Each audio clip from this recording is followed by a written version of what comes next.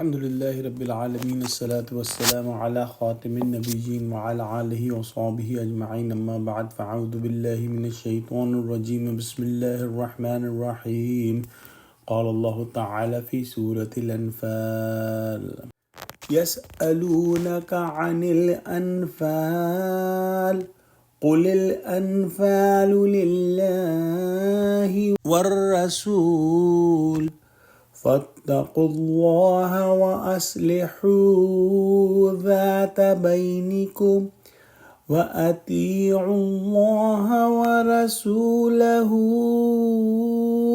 إن كنتم مؤمنين۔ ترجمہ۔ شروع خدا کا نام لے کر جو بڑا مہربان نہایت رحم والا ہے۔ اے محمد، مجاہد لوگ تم سے غنیمت کے مال کے بارے میں دریافت کرتے ہیں کہ کیا حکم ہے۔ کہہ دو کہ غنیمت خدا اور اس کے رسول کا مال ہے، تو خدا سے ڈرو اور آپس میں صلح رکھو، اور اگر ایمان رکھتے ہو تو خدا اور اس کے رسول کے حکم پر چلو۔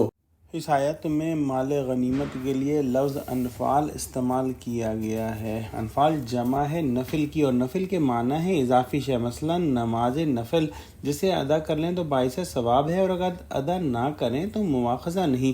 اسی طرح جنگ میں اصل مطلوب شے تو فتح ہے، جبکہ مال غنیمت ایک اضافی انعام ہے۔ غزوہ بدر کے اندر مسلمانوں میں مال غنیمت کی تقسیم کا مسئلہ بہت سنجیدہ صورت اختیار کر گیا تھا، چنانچہ اس آیت میں ایک مختصر قطعی اور دو ٹوک حکم کے ذریعے سے اس مسئلے کی جڑ ہی کاٹ دی گئی، اور بہت واضح انداز میں بتلا دیا گیا کہ انفال کل کا کل اللہ اور اس کے رسول کی ملکیت ہے، اس لیے کہ یہ فتح تمہیں اللہ کی خصوصی مدد اور اللہ کے رسول صلی اللہ علیہ وسلم کے ذریعے نصیب ہوئی ہے۔ لہذا انفال کے حقدار بھی اللہ اور اس کے رسول صلی اللہ علیہ وسلم ہی ہیں۔ اس قانون کے تحت یہ تمام غنیمتیں اسلامی ریاست کی ملکیت قرار پائیں، اور تمام مجاہدین کو حکم دے دیا گیا کہ انفرادی طور پر جو چیز جس کے پاس ہے وہ اسے لا کر بیت المال میں جمع کرا دے۔ اس طریقے سے سب لوگوں کو بالکل ایک زیرو لیول پر کھڑا کر دیا گیا، اور یوں یہ مسئلہ احسن طور پر حل ہو گیا۔ اس کے بعد جب مال غنیمت تقسیم ہوا تو جس کو جو دیا گیا اس نے وہ بخوشی قبول کر لیا۔ آیت کے دوسرے حصے میں مسلمانوں کو حکم ہے کہ اللہ سبحانہ وتعالیٰ کا تقوی اختیار کرو۔